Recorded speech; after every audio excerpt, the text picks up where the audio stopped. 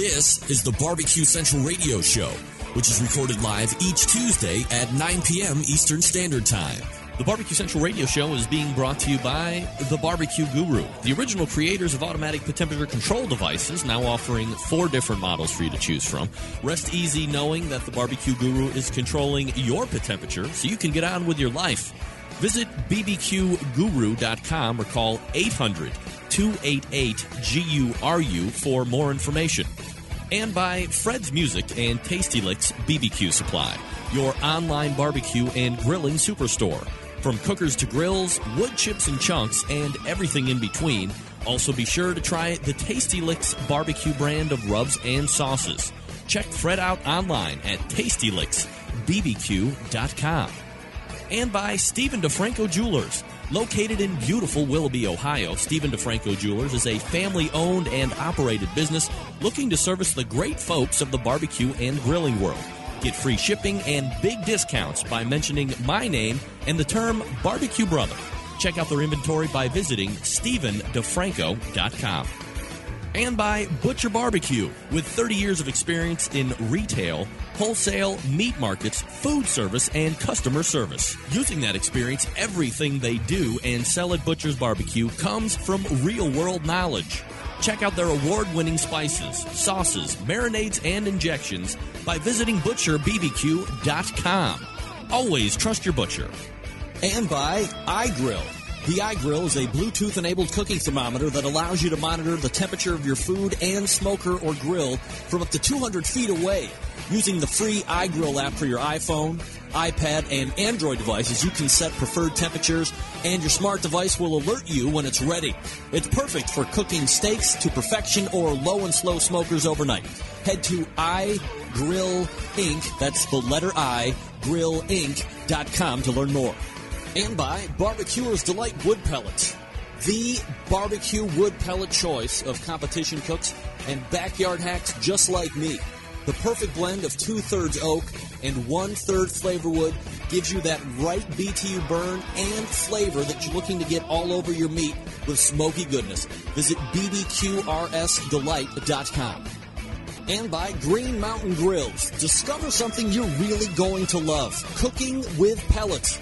Green Mountain Grills are widely available across the country. Top-of-the-line manufacturing, but not the highest in price. Visit greenmountaingrills.com to get started on your pellet adventure today.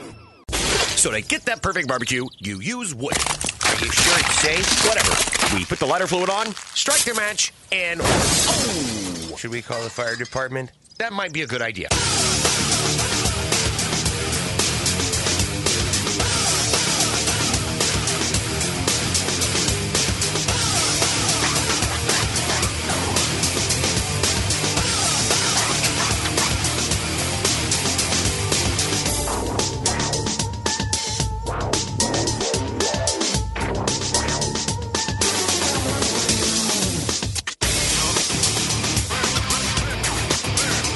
All right.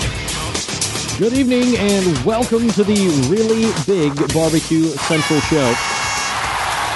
This is the show that talks about all things important in the world of barbecue and grilling, broadcasting live and direct from the Rock and Roll Hall of Fame city of Cleveland, Ohio. Happy to have you aboard here on your Tuesday. I'm your program host, Greg Rempe. If you want to jump in on the show tonight, more than happy to have you. You can do it one of two ways. It's a toll-free phone call. 877-448-0433. If you choose to email the show, you can do that as well. Greg at thebbqcentralshow.com. Those are your 2 bits of contact information. Anything else you want to find out about the show, you can do it a couple different ways. You can go to the main website, thebbqcentralshow.com. There you will find everything else you want to know about the show, how to advertise, frequent guests, links, sponsors, all that great stuff available right there on the main website, access to archives, so on and so forth. But if you want to call, you can do it. If you want to email, you can do it, and those are the 2 ways, 877-448-0433 or Greg at thebbqcentralshow.com. Here's what's happening tonight, in case you didn't get the newsletter, which you can also subscribe to on the main website. Coming up about 12 minutes from now, a loyal show sponsor and somebody that I always look forward to chatting about the world of barbecue and grilling with, the pitmaster of Butcher's Barbecue, Dave Bouska, joining us. Dave, always bringing it strong. We're finally going to get into a topic that I have been wanting to talk to Dave about literally for over a year. Maybe in March we actually talked about this in his trailer when I was emceeing the gig in Miami, Oklahoma. Maybe we didn't talk about it, but I want to say I recall talking about this, at least pitching it to him, saying, hey, we should think about doing this thing. And I'm not, no horsing around here at all, ladies and gentlemen. We talked about it and just haven't been able to work into it in the last couple of segments because, quite frankly, Dave is a dynamic guest. He has got a lot to share, and some things just have to get pushed by the wayside. But finally, tonight, this will lead off our conversation. So look forward to that. Tune in for that. Robin Lindar is coming up at 9:35, the Grill Girl. Lots of stuff to talk about there. Caveman grilling, Super Bowl recipes. She's going to take me to task on why or why not Bobby Flay should be number 2 on the Pork Barrel Barbecue list of 2013 most influential people, top 25.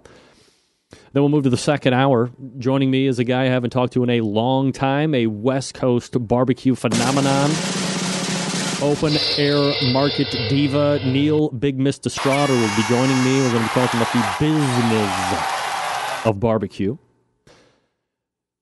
And 10:35, helping me close out the show, one of people's favorite recurring segments, Connie's Recipe Corner.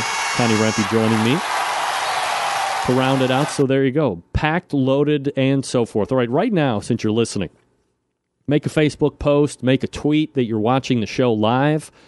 Send them to a couple different places. If you know the person that you are going to be sending to is more of a video watcher, send them the Outdoor Cooking Channel. OutdoorCookingChannel.com is a place to go to do that. If they are audiophiles or they are roaming down the street with their smartphones and they can catch it kind of like a radio show vibe, send them to thebbqcentralshow.com, or you can tell them to go to their respective app store and download the TuneIn Radio app. It's free. You can pay for one as well, but I prefer the free because we all know if it's free, it's me. And then search BBQ Central. That should be enough. Save it to your favorites. And between the hours of 9 and 11 on Tuesdays, you can catch the show live streaming as it happens. And then off hours, you can catch all of the replays of this show during the course of this calendar year. So this would... Folks, can you believe it or not that it is already the 3rd week of January? What? 2014 rapidly coming to a close. As an old classic wrestling announcer veteran used to say. But 2014 rapidly coming to a close with the 3rd week of Tuesdays already upon us, if you can believe it. But they can download the TuneIn Radio app and catch the show live here on their smartphone. They can plug it in their auxiliary jack in the car and get it just like any regular radio station would be.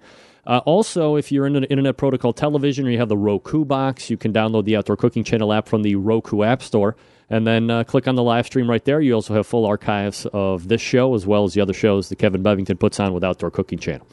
Don't forget, if you miss the show live, you can subscribe to iTunes for audio replays. You can go to my YouTube page.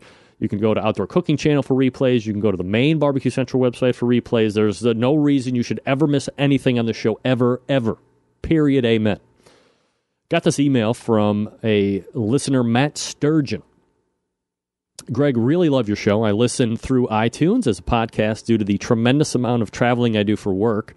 I've been a regular listener for about a year and a half, love all the great information, and enjoy some of the competition talk. I'm just a backyard cook. Hey, guess what, Matt? So am I, buddy. Backyard, loud and proud. Wall to wall, heaven's clear. Have you ever had any of the YouTube cooks on as guests? They were the beginning in my search of content, and through their shows, that's how I found your show. I have found the following cooks very informative, creative, entertaining, to include Cook Everything Outdoors, Ballistic Barbecue, Barbecue Pit Boys, Legends, I think, through YouTube, Barbecue Pit Boys, Barbecue Brothers, Stoked and Smoke, Kamado Joe, formerly Man Cave Meals, Food Wishes, never heard of them, and Pitmaster X. They have all given me the inspiration to go from just doing burgers and dogs on the gas grill to smoking pork butts and ribs on a Weber kettle to the great Christmas gift from my wonderful wife, a Primo XL. Ooh, she's a keeper. She's a keeper, Matt. Thanks for all the free content. Love the show. Matt, thank you. Thank you for tuning in, Matt. Audibly, as it were. Some people like the video. Some people like the audio. Matt says he's a busy worker. I get busy workers. I'm a busy worker myself. Made it to show on air. Minutes to spare. Believe it or wait. Oh, no. Minutes to spare. Wow. I'm going to have to fix that. That's not where that belongs at all. I got to fix that immediately. I was messing around with my sound effects button because I had a new sound effects. I have a new sound effect drop to use. There we go. That's what I want. Get that big stuff out of here. All right, so that's all fixed. You know, many times in the show, I've mentioned that perhaps we have seen enough of the bacon craze already, but at every turn, I am proven wrong, and this item, no different. Thanks to my good friend and loyal Centralite, Alan Frankel, for this. I am getting this ready for view up on the screen here for everybody that's watching on the video side. I humbly submit to you the bacon pillow. That's right, the bacon pillow. It's a pillow that looks like a pound of bacon that you would find in any type of traditional vacuum packaging at the grocery store.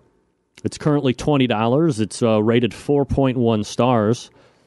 And by the way, for people that are watching and the people that are listening audibly can't see this, so you get the idea, right? It's a pillow. It looks like a pound of uncooked bacon.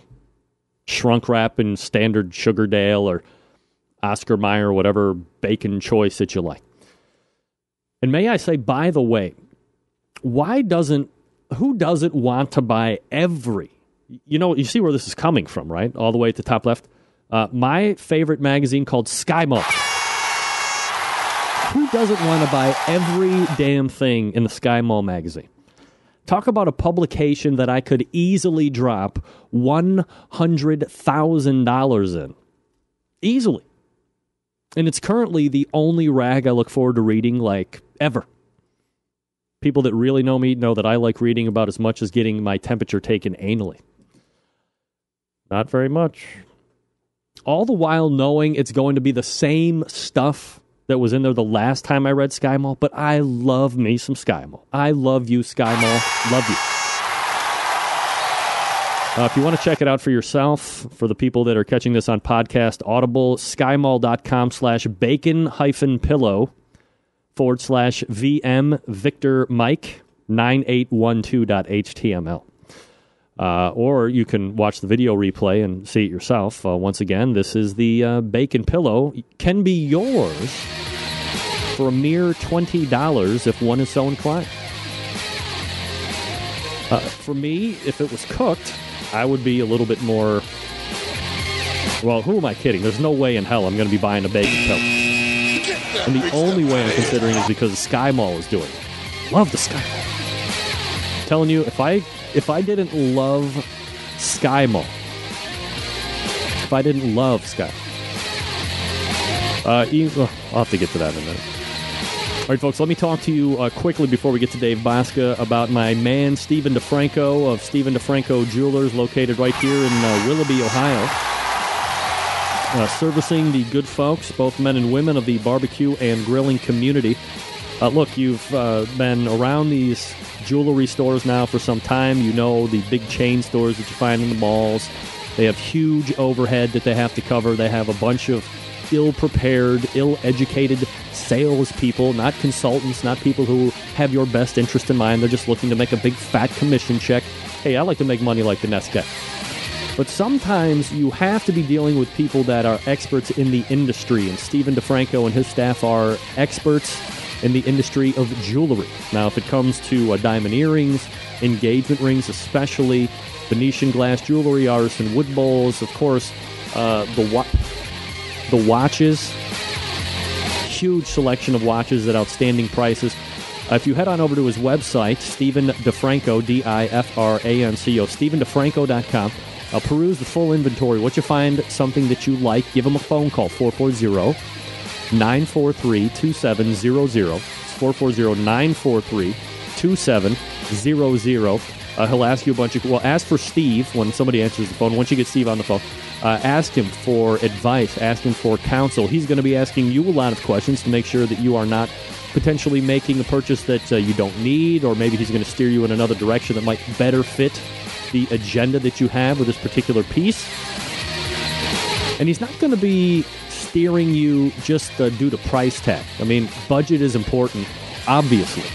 But he's not going to be trying to say, you should do this or you should do that. You're going to do what you feel is comfortable. He's not going to be pressuring you or anything like that. No gimmicks here. Just straight, honest answers, straight, honest information. Because not only does he want to earn that business this time, he wants to earn it for years down the road. And that's why I do all of my shopping, either for me or my loved one, at Stephen DeFranco when it comes to jewelry. Stephen DeFranco, StephenDeFranco.com, or call him 440-943-2700. We're back with Dave Bosca right after this. Stick around. We'll be right back.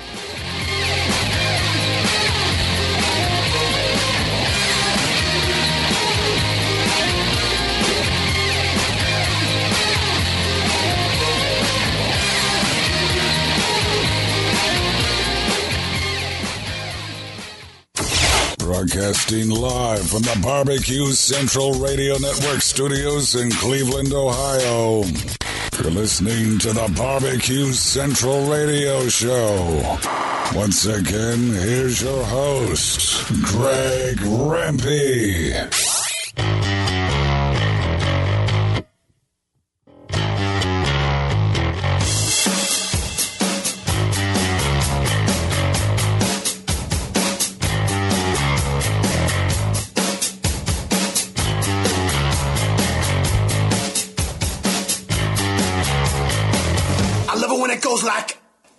All right, we're back. 877-448-0433. Greg at thebbqcentralshow.com. My first guest tonight is a champion barbecue pit master, successful barbecue rub injection sauce maker, does cooking classes from time to time as well, and one of the longest-running sponsors of this show. Let's proudly welcome back my friend David Bosca, Butcher Barbecue. Dave, Happy New Year, buddy. How are you? Hey, thanks, Greg. Glad to be back. I'm always happy to have you. Appreciate you making the time, Dave.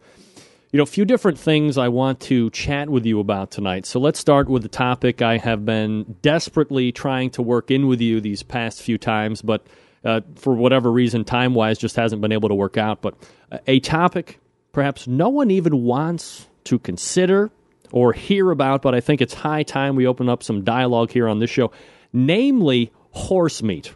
And I'm sure just the mere mention of it sounds wrong to the vast majority of us in a general sense. And as someone who is, you know, like yourself, in the meat business, how does the term horse meat strike you right off the cuff? Well, it doesn't matter to me one way or the other. Horse meat to me is no different than any other meat. Lamb, goat, rabbit, beef, veal. Horse meat's horse meat. Have you partaken in a horse meat consumption? No, I've never ate any. Can't say I have. At one of the annual meetings we had with the Oklahoma and Texas Meat Processors Association, I sat on the board for that. We had a meeting where we met with a guy out of Russia that they were large in making sausages with it. I learned a lot about how the attributes of it and some good things you can do with it, but I can't say I've ever had the delicacy of it. Dave, do you think that there is, and we're talking in a general public way at this point, obviously, but do you think that there's an aversion or a step back when you mention horse because it seems to be more of a domesticated animal like a dog or a cat versus something more traditional, like, as you mentioned, a cow or a pig or a chicken or a goat?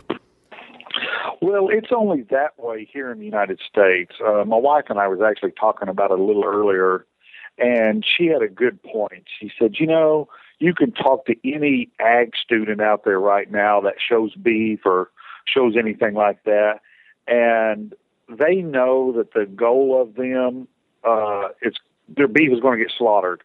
But as they raise them, they pamper them, they take care of them. It's a 2 and 3 time a day nurturing of these show animals, and they become pets to them too. No, they don't want to slaughter them. They don't want to take them to the market, for lack of better words, but that's the goal. That's what they're doing it for. That breed is raised for that purpose. Go ahead. No, go ahead. Finish your thought there, Dave. And if we had horses the same way, that would be instilled in us. Now, my wife and I, we raise miniature horses, so we have horses. We've got 11, 12 horses here on the place. And as a horse grower, raiser, breeder, my wife shows them. I'm going to tell you, she's been the last couple of years, she's been the president of their local association. And having an outlet as a horse kill was a good thing for the horse growers associations. That gave them an outlet. A lot of people wouldn't think of us as being that way, but the reason so is if you have a horse that is bad, if it's not in conformation right, or it has a disease, you have nothing to do with it other than shooting it yourself and taking it to a ditch. You need to have an outlet for everything. We have outlets for dogs. We have outlets for the beef, the goats. We don't have anything for horses. So what happens is they raise up. The diseases continue to grow in the bloodlines.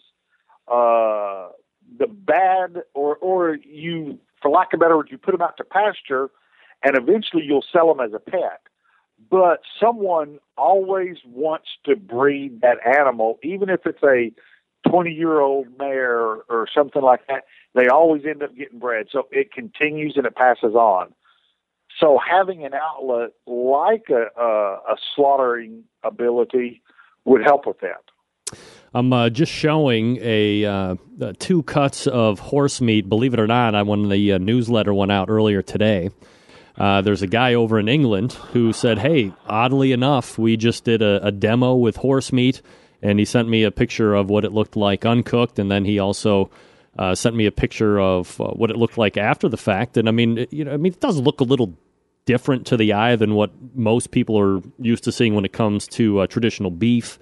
But the end product looked, fairly desirable. This particular guy said it actually had a little bit of a gamey taste.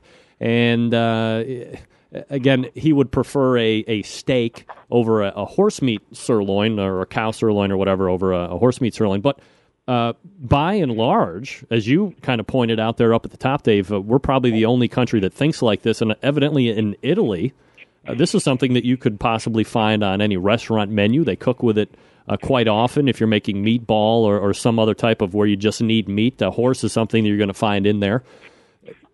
So the long-winded question is this. Do you think that there would be a viable market for horse meat here in this country?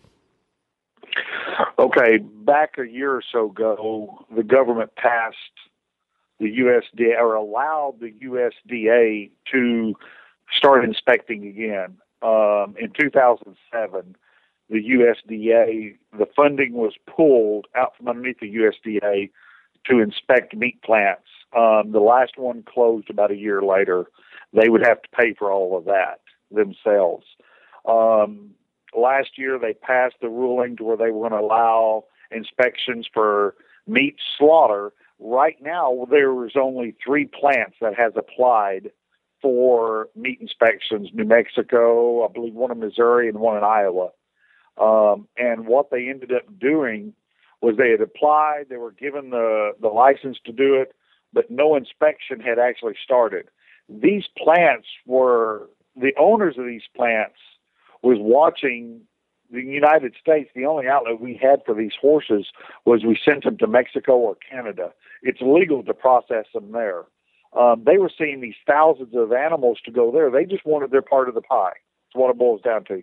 Give me the cut of that. Let's keep the jobs here. Let's keep everything moving this direction. The consumption of meat, of horse meat in the U.S. wasn't legal. The processing was for shipment to these other countries. That's what it was. That being said, last week, President Obama signed an emergency bill that pulled the funding back out for the USDA, and they can no longer inspect for it. If a plant wishes to proceed, they have to relinquish any rights for any inspection and pay for it themselves, which no meat plant can actually pay for it for themselves because of the total cost. So there again, as of last week, it's been put back on hold again. Speculation, Dave. I mean, is it just going back to the fact that nobody wants to say that they're going to be, the first people to eat horse meat in this country? I mean, I just don't understand what the aversion is going to be, other than the fact that it's just, something you grew up watching on television, a talking horse, or you ride one for fun or for competition. It just seems to be a little counterproductive here when you have, as you had mentioned, a fairly good outlet for especially the ones that are down the line or diseased or whatever. Why not put them to use? Well, that's me and my wife. That's our thought. There's a lot of other things like us, and there's a lot more that don't. They're pets. They're not for that. There's a lot of pros and cons. But as a grower, as a breeder in that world, you have to be able to stop the bloodline somehow, and that's just an outlet. There's many, I guess, other things you could do with them, but not that we know of that we can think of. Dave Bouska joining me here on the show, by the way. ButcherBBQ.com is his website if you want to check out the rub sauces and injections that he's very famous for. And by the way, Dave, props to you for yet another great revision of your website. It's spectacular. Very good. Well, thank you. Appreciate that. Do you think if we were able to introduce the eating of horse meat, that it would kind of knock back the amount of traditional red meat that we as a nation consume? No. I think that would still be classified technically under red meat due to the protein breakups of it. But would it cut down on beef production? Yeah, beef. Well, I don't know that answer. I wished I did, but then I know where to buy my stock at. But no, I don't know that answer. Do you think as a nation, in regards to the beef, that we are still a tremendous overconsumer, or is it our right to eat what we want, when we want, and how much of it we want? Well, with the last statement you just said, do we have a right to eat what we want, how much we want? Well, obviously we don't. The government's telling us we can't eat horse meat. But, I mean, of a beef meat, like traditional beef. Okay, say that again. Let me answer that in a different way. Oh, that's all right. I'm just saying, like, as a nation, in regards to the traditional beef meat, cow meat or whatever, do you think that we eat too much of that as a nation right now, or is it our right to eat how much we want, when we want it, whenever we want it? No, I don't think we eat too much of it. I think as a whole, that's the easiest animal to grow in all parts of the United States. The habitat works well in a lot of high mountain ranges, low ranges. Forage is good on different lands. Different breeds do better in some than others. The different breeds of these animals are more versatile than other larger carcasses animals that can feed larger meat. Goats can do that, but they don't get large carcasses. So one goat won't go near as far as the beef, even though the beef does eat more per capita or per acre. But there's a lot of things like that. But I think beef is the most versatile animal out there that we can use across the United States. Grow some in Oregon, some in California, Arizona, Texas, all across the United States. And those animals generally stay in those regions for different meat plants.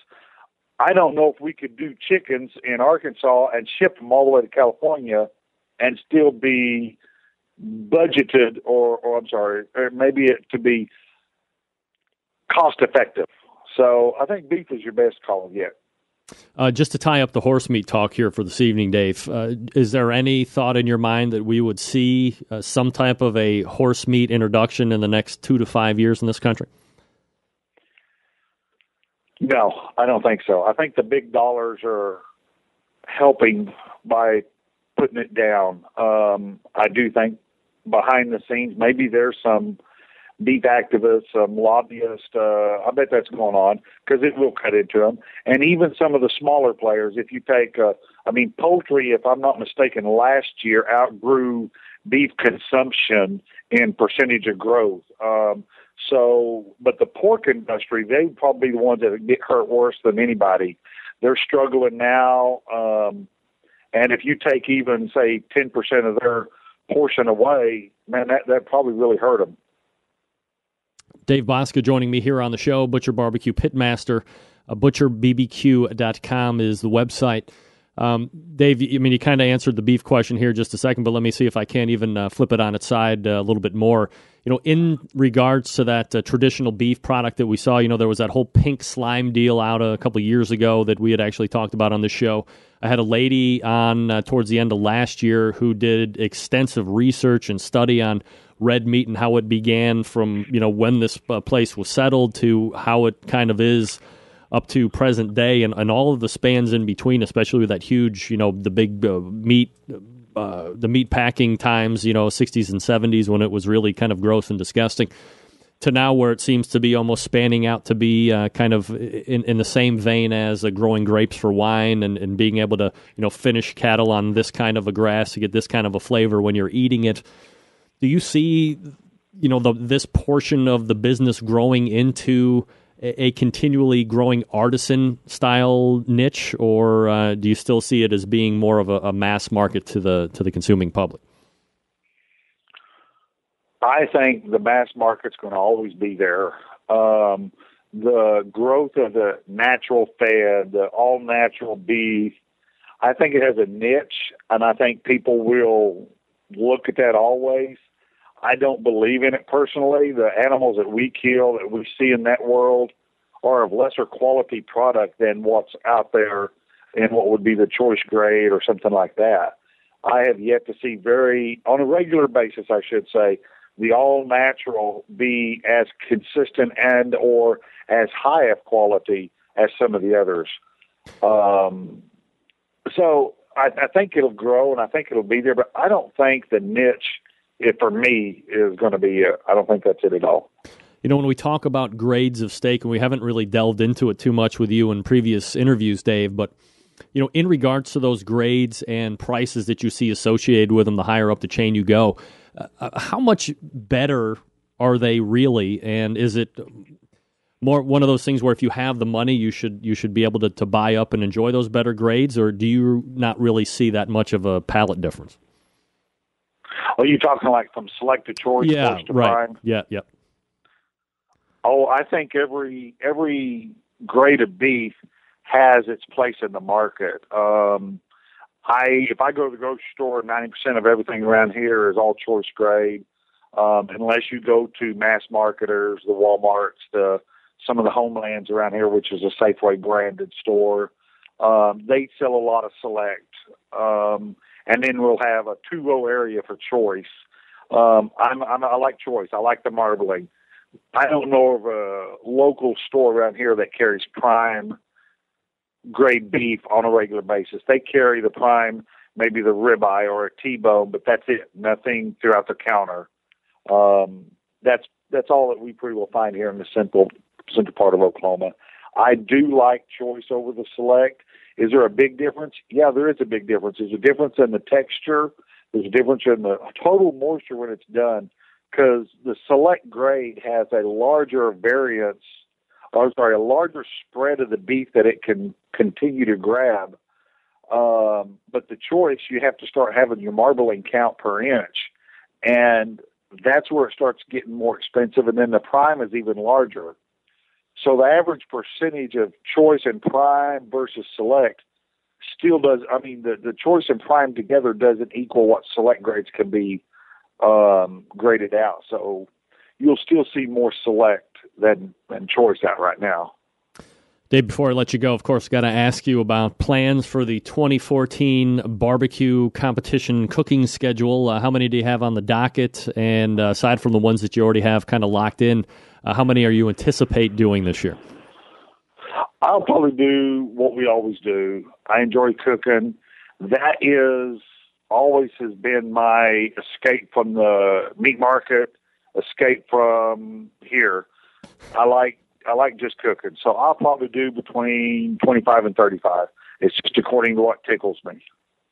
Are you opening up 2014 to capture KCBS Team of the Year, or is that something that doesn't even really in your consideration at this point? You'll see how the first couple unfold. Oh, no. Everybody that cooks 20 or better always has that in their mind. It'd be awesome. It'd be great. The best we've ever done. We got third a couple of years ago in it. Haven't ever gotten back to that high. I don't know if I could. Around here, we've had some great cooks come on board. So, and people say, well, we got more cooks here than there. But let me tell you, when you have the equivalency of Kansas and Oklahoma cooking, fighting for the same three contests, it's hard to gain on the leaderboards when you got three of the top 5 brisket cooks going head-to-head every week. You can't gain. You're just beating yourselves up. And whenever you're cooking against 5 of the top 10 week after week, someone's got to lose. So there's a better chance that you're not going to gain stature or levels of that. So, we'll just see. I've been doing quite a bit of practice cooking. Took some time off in the last couple of weeks. I had a big old grease fire in one of my smokers, burned it down. It was an ugly sight. But, hey, if you cook long enough, it's going to happen. And it happened to me. So I've had to do a lot of cleanup and a lot of repair. I don't know. I didn't get to practice here at the end as much as I wanted to, but hey, I'll take what I got and go. That's right. We're talking with pitmaster of Butcher Barbecue Competition Cooking Team, Dave Bosca, also the guy that is the purveyor of the highly coveted rubs, sauces, and injections. Dave, really appreciate you finally coming on here and being able to give a dissertation on our horse meat topic. And, of course, wish you nothing but the best, and we'll talk to you soon. Hey, Greg, appreciate it. Thank you very much. Yeah, you got it. There he is. Class act, Dave Bosca, Butcher Barbecue, talking about, well, the majority of our conversation, of course, was about horse meat. That's right, horse meat. I said it. People fleeing like crazy. You heard it from our guy on the street. As of 2 weeks ago, any funding has been pulled out, so there's going to be no more horse meat inspection. If it's a good outlet, why not consider it? You tell me why not. I don't know. Coming up, Robin Lindar is out of the break.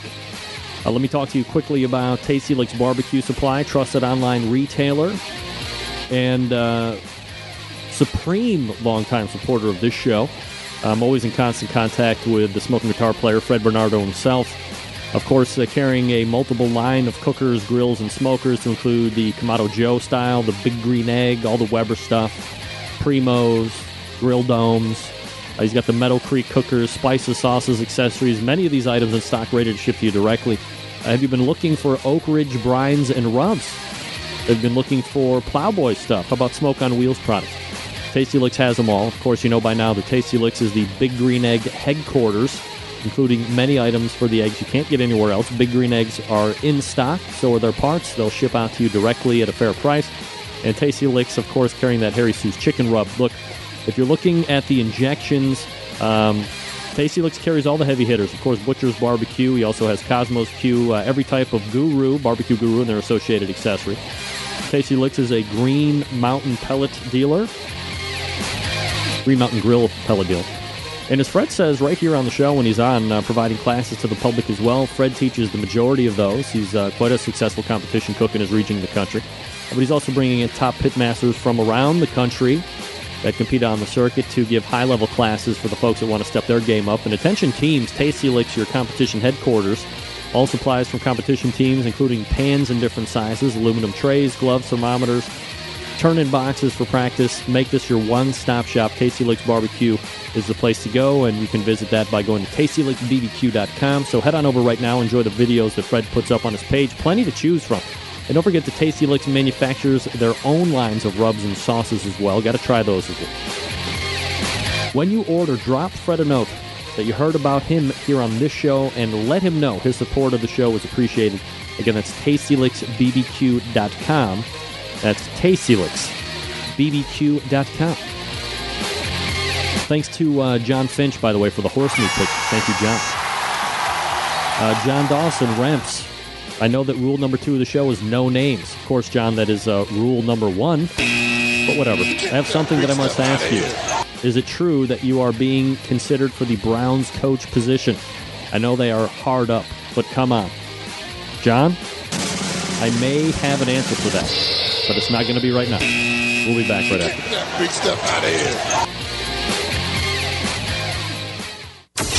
Get in the smoke. Call 877-448-0433 to get on the air. Now, here's your host, Greg Rempe.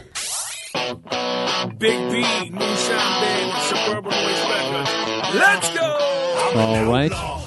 We are back. 877-448-0433. Greg at thebbqcentralshow.com.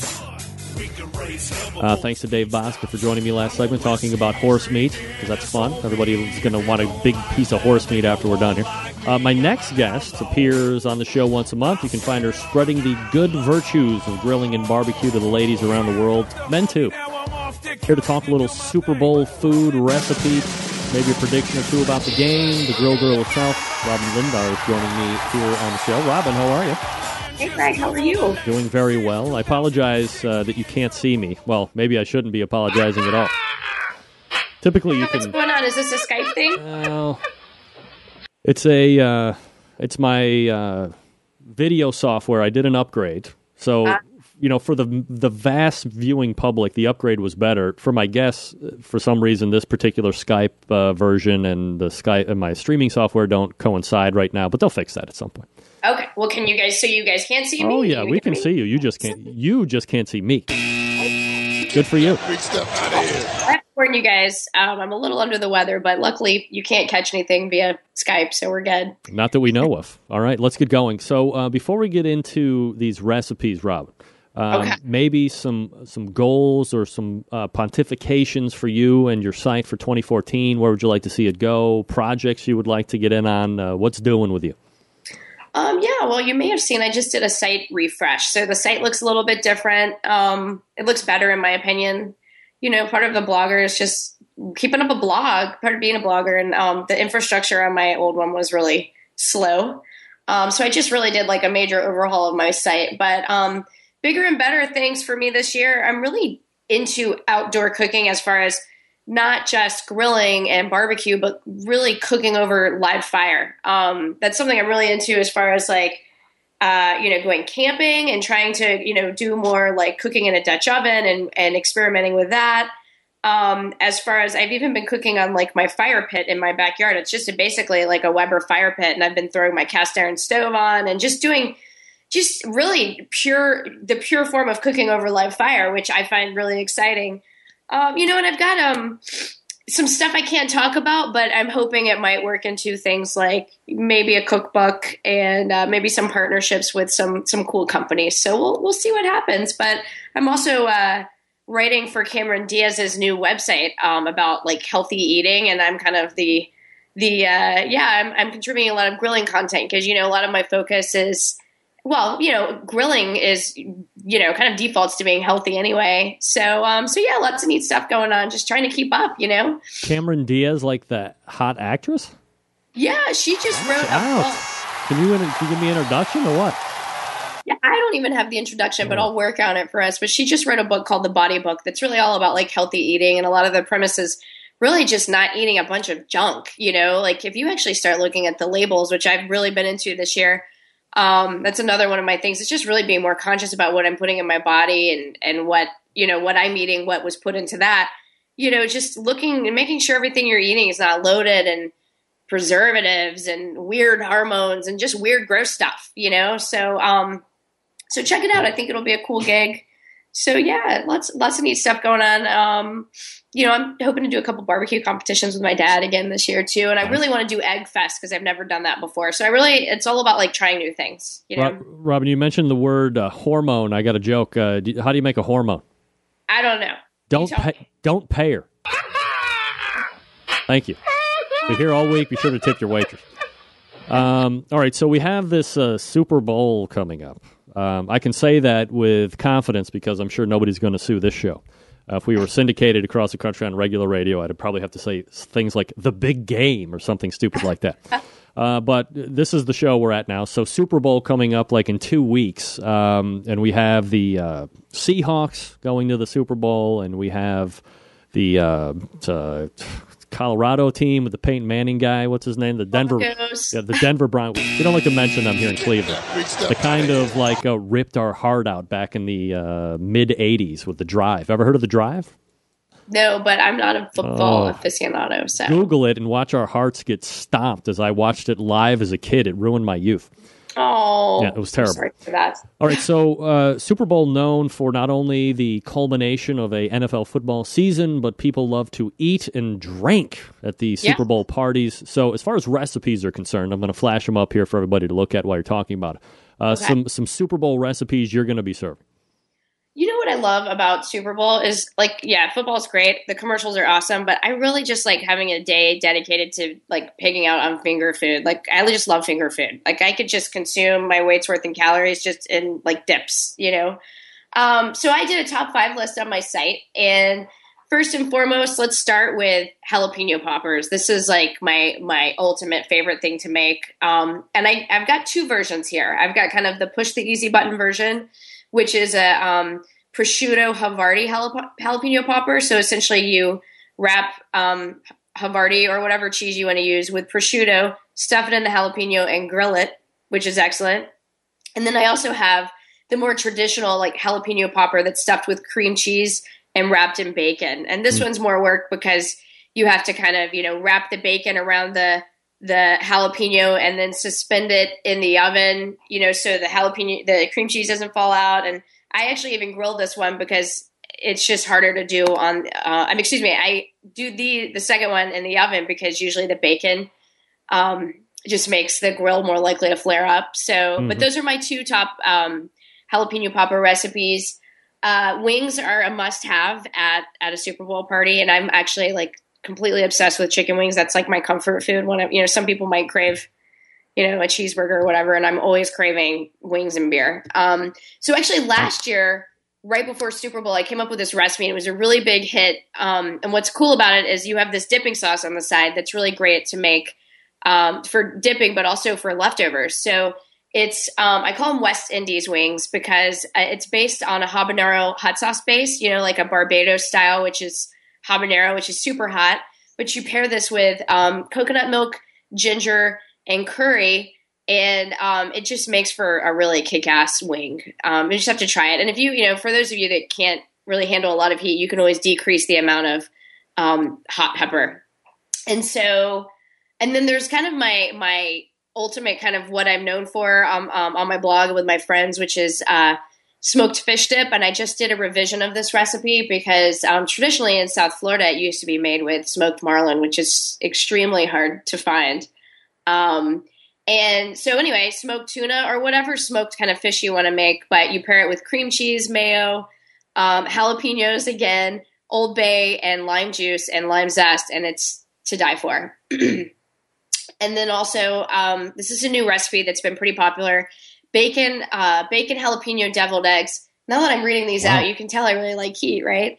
Like jalapeno. So this is bacon with jalapeno on top of a deviled egg. So this is truly tasty. And my husband is super weird about eggs, and he ate these like crazy. So I think that's kind of like my temperature test. If he eats something and he says he doesn't like it and he goes back for seconds, then it's pretty good. What's the aversion to eggs? It's like this weird thing he grew up with. Like he had like a weird thing with eggs. And so we've been working on that since we've been together. Huh. It sounds like it's coming along all right with the addition of bacon and jalapenos. I mean, you can't go wrong when you put bacon on anything, right? Right. And then the last one is a dip or a salsa. And what's great about this is it's really versatile to reuse for leftovers. So it's a grilled pineapple, black bean, red onion, cilantro, coconut dip, and or salsa, I should say. And it's pretty healthy, because it's black beans, you get fiber. Grilled pineapple is awesome because, when you throw it on the grill, it gets even sweeter. And if you compare this with your baked corn chips, it's pretty healthy. So a lot of this stuff you don't have to feel too guilty about. But I mean, this is kind of the American holiday of picking out on finger food. So who cares so much about that, right? Yeah, I mean, I don't, and I'm sure a bunch of the big fat guys are going to be pigging out, could care less too. I just wanted to show this picture to the public. You're not going to be able to see it because obviously we're having these technical issues between Skype and my streaming software, but you said you were real big into the campfire cooking and the caveman cooking. And so I'm showing a picture right now where it looks like perhaps on purpose you've thrown a piece of beef onto embers directly. Yes. So, and I had a good picture and a bad picture I sent you. And the one, I have a feeling you're probably showing the bad one. But so this is called caveman style. And it was actually coined by Stephen Reichlin, who's like my, not worthy, kind of like my real idol. But essentially what you do is you throw your steaks like directly on the hot coals. And it adds this really nice char and almost like caramelization to the outside of the meat.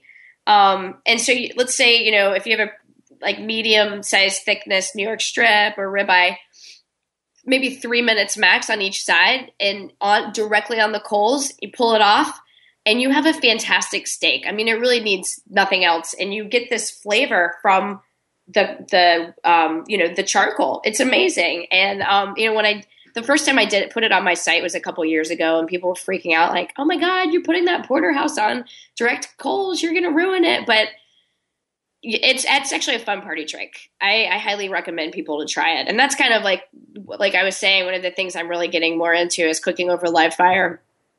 So that's an extension of that. Do you run into an issue where you have like debris that you got to like brush off and stuff like that? I mean, that's what freaks me out the most. Yeah, I mean, you'll literally pull the steak off of the coals and there will be little pieces of wood stuck to it and you'll brush it off. But to me, I feel like that's kind of part of the fun about it. It's truly caveman style grilling, but it adds amazing flavor. You have to try it. Try it and tell me what you think, and I think you'll really dig it. All right, I'll try it. So a big topic on the show the past few weeks has been the Pork Barrel Barbecue 2013 Top 25 Most Influential People, according to how Brent and Heath saw it. Yeah. So I had forwarded that to you, and you had some thoughts about certain things, and I just wanted to see, maybe who you thought should or should not have been on that list. Well, who I thought was missing was Dr. Barbecue. Where was he? Agreed. I don't know. Get that big stuff out of here. He went up a chicken's ass to get a hot egg sandwich, I think. But I feel like he truly should be on this list. And I think there's some great people on this list that definitely deserve to be on here. And I think the larger question here, Greg, is, at least to me, they're talking about influential people in barbecue. And then you see Bobby Flay, number 2. And I know that you and I don't agree on this, but I do not think he needs to be on this list. You're wrong. You're absolutely 100% wrong. And here's why. I don't think anybody for the last even 5 years has done anything more influential, and we're talking about the masses here. Influence means over a large group of people, and certainly Dr. Barbecue is influential, and a lot of these people on this list. But if we're talking about grand scale, mass reach, nobody in grilling or barbecue has done it any better or bigger than Bobby Flay, to include cookbooks, to include cooking products, to include TV shows. I think he has really given the industry a jump start, and he should be. I wouldn't have had a problem had he been number 1 even for the last 4 years. How about that? All right. But let's just talk about the term barbecue. I don't think he falls into this term. I think he's one of those Food Network guys that's brought a lot of attention to grilling and cooking over live fire. I'll give you that. But I don't think he belongs in this list with these people. First of all, I think barbecue is about community, and I think Bobby Flay is all about himself. And I think that's one of the biggest reasons he should not be on this list. Robin, you don't know Bobby Flay. How would you even say that he's out for himself? What does that even mean? You don't know him. I have met him. Actually, I wanted to show you so you didn't think I was just poo-pooing him. I met him about 4 or 5 years ago. I had just started Grill Girl, I stood in line a long time to have my book signed by him. And I have to tell you, I wasn't that impressed. He was kind of an ass. But I'm not saying these things about him not being on this list because he was an asshole. I'm saying that because I think he just doesn't fit in on this list. I think he's done a lot for bringing visibility to grilling, but do I think he should be on a list about barbecue influential people? Definitely not. Now, you would, of course, know, I'm going to stop the clock on this. We're going to have this out. You would, of course, know that if you are friends with Meathead, that grilling falls directly underneath, or it's an all-encompassing term. Barbecue is grilling, or grilling falls under the term. So he does fit into this particular community. Also, are you mad because he was also signing maybe 300 other books before he got to yours, and perhaps he's a little tired and you thought he was just being an asshole, as you put it? I mean, come on, be honest. No, honestly, I just don't think he should be on this list. I think he's influential in a Food Network kind of way, but I don't think he's influential in the greater barbecue community kind of way. And to me, and my focus is more on grilling than it is barbecue, don't get me wrong, but to me, I see the barbecue community as an embracing community where we all help each other out, and I don't see him being part of that community. Who would you rather see be replaced Bobby Flay at number 2? At number 2, I would say John Marcus should be there because he's brought people truly into understanding the sport of competition barbecue and the people that are really, the real people that are doing this stuff every weekend. Many of which who are your average backyard barbecuers that decide to take it to the next level. Do you think the groups of people that Pork Barrel put in, like judges and competitor and backyarder, do you think that's kind of a cop-out, that's kind of weak sauce, right? I don't. I was kind of questioning why they put those in, and I think they have their place, but they may not have thought about it all at once. They may, because the way I was looking at it is they wrote like a blog post every day for this list, which is really a smart thing to do for someone trying to attract traffic to their website, especially for those guys because they sell sauce on their website. So I mean, the fact that they were, kind of like the 30 days of Christmas. Yeah. It's like every day we're going to introduce a new person. I think, it kind of isn't following the right formatting, but it makes sense. I mean, the pitmasters and the judges are a huge component of all of that. And it makes sense to name the unnamed people, Should you have been on the list, Robin? Spreading the word to women, influencing them to put their faces in the fire, grilling cocktails. Plus, let's be honest, you're like way hotter than most of the people on this list. So that has to account for at least 60% of the criteria, right? I mean, what gives? You're sweet, and I love you for that. But I don't think I can be on the list in comparison to someone who's doing things like, Operation Barbecue. I mean, they're like so much giving back to the community. You know what I mean? And but I appreciate you even like mentioning that. And yeah, I mean, hopefully, and my goal is just to kind of push the envelope with things that you can grill, male or female, and really just to be creative in the things you can do and not compartmentalize grilling into like, oh, it's this box in my backyard, but to think of it as really like an outdoor oven. It's a heat source, but yeah, I think most of the people on here totally deserve to be on there, but we can just agree to disagree about Bobby Flay. I was going to say we'll agree to disagree on Bobby Flay, and I'll take the position of I'm right and you're wrong, and we'll leave it at that. Robin Lindars, you can find her at grillgirl.com, and as always, Robin, appreciate the time, and we'll look for you again next month. Yeah, you guys have a wonderful Super Bowl, everyone. All right, there she is, Robin Lindars, making 0 cents on why Bobby Flay should not be number 2 on the list. Incorrect. That's all right. Sure, she'll come around later. Folks, here we go. If you're like me, you want to step up that barbecue and grilling game, that outdoor live fire cooking game up several notches, no easier way to do that than by heading on over to butcherbbq.com to order. How about the fact that 3 winners of the Houston Livestock and Rodeo Barbecue Contest have all used and won with Butcher Barbecue products? How about teams in the KCBS, FBA, IBCA use Butcher Barbecue products? How about the fact that Dave Bosca himself uses Butcher Barbecue products? Novel idea. We all know Butcher's well known for their injections, the pork, the beef, now the Prime injection. Bird Booster as well for your poultry. The Prime injection combined all the things love with their beef injection using its award-winning flavor enhancer and its ability to keep your brisket juicy. Combined it with the industry standard and beef flavor when it comes to competition. It's available for sale right now on butcherbbq.com. Now, perhaps you are looking for the go-to rub or sauce. You know you've hit the mother load here as well. We talked about it when we were on with Dave. Butcher's Barbecue, a full line of award-winning rubs, sauces. My personal favorite, that steak and brisket rub. Of course, the honey rub, which I love as well when I'm doing anything pork.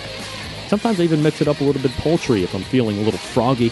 And if you're going to be using the injections, try the premium rub, especially if you inject with Butcher's, because it's formulated to work with the injection, a perfect 1-2 punch to impress friends and judges alike.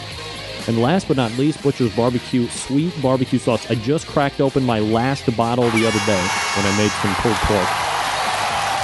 Wins in every category for me. Not overly sweet, a nice slice of tang, just the right amount of back-end heat for crying out loud.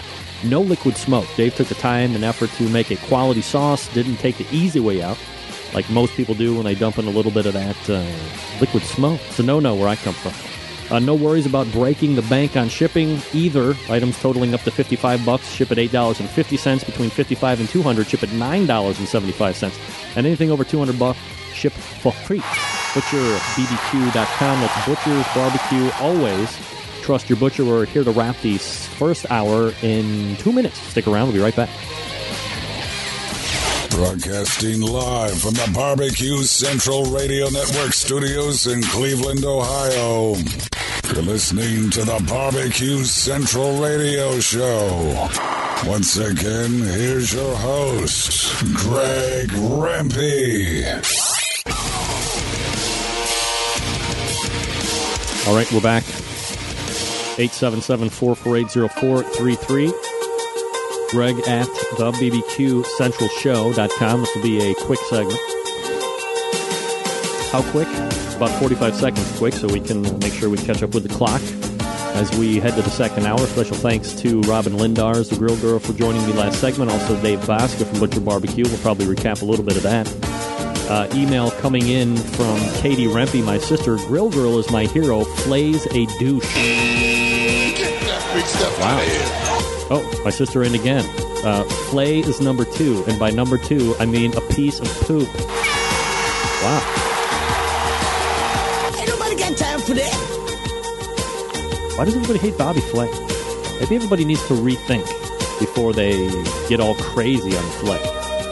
As a matter of fact, let's rethink about it. We'll step away real quick. We'll reload for the second hour, and we'll catch you back on the flipper. It's the Barbecue Central Show right here on the Barbecue Central Network.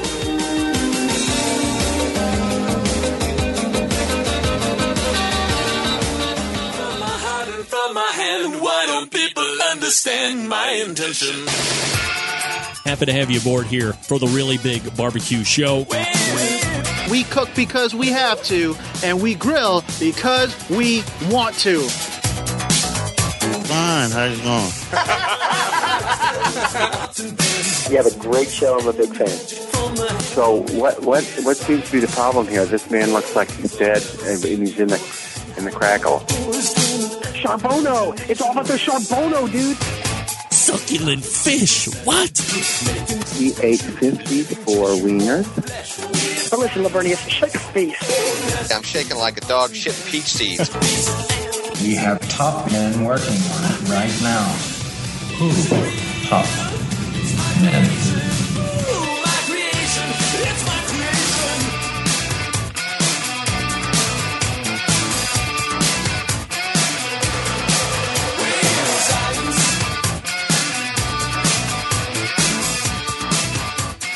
Alrighty, just like that, we're back in the second hour.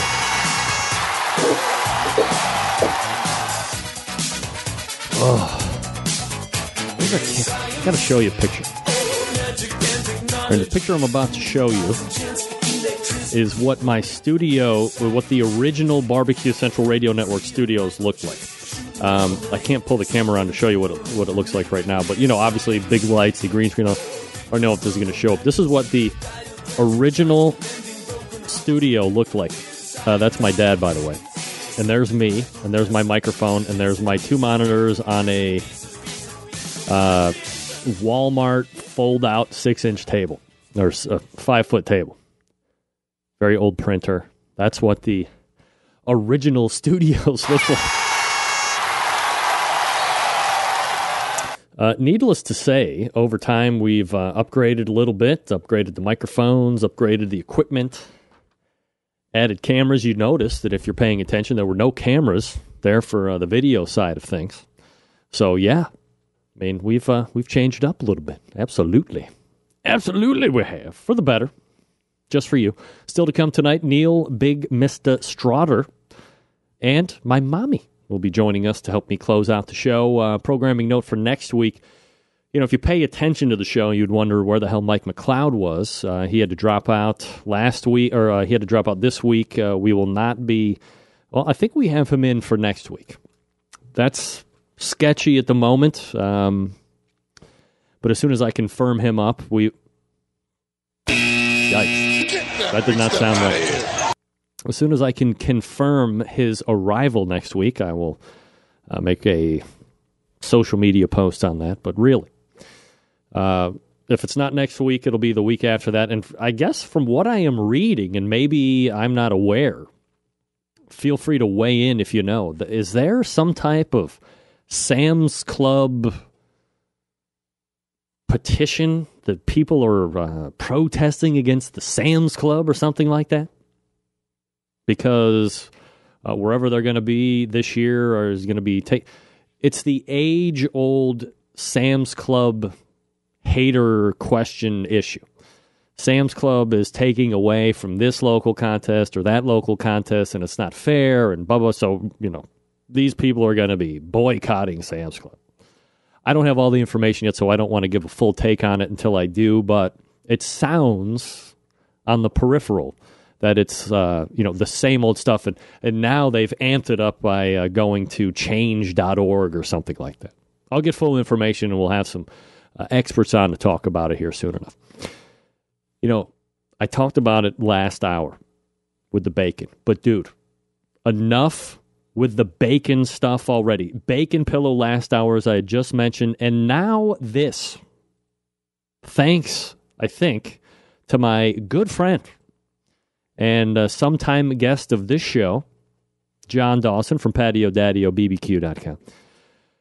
How about bringing home the bacon Chinese-style? Butcher cures thousands of pork strips off his 3-story balcony. Get that freak stuff out of here. Yeah.